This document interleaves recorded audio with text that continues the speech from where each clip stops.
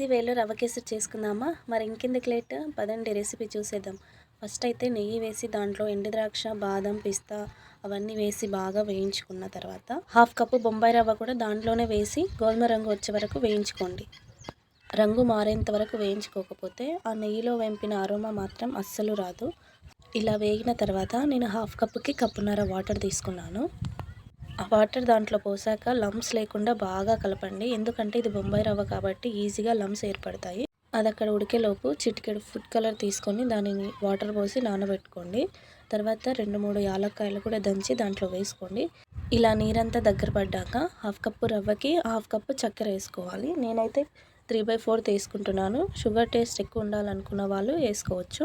ఇలా చక్కెర పాకం అంతా దగ్గర పడ్డాక ఫుడ్ కలర్ని యాడ్ చేసుకోండి. నేను అక్కడ మిగిల్చాను ఎందుకంటే ఎక్స్ట్రా అయింది నాకు.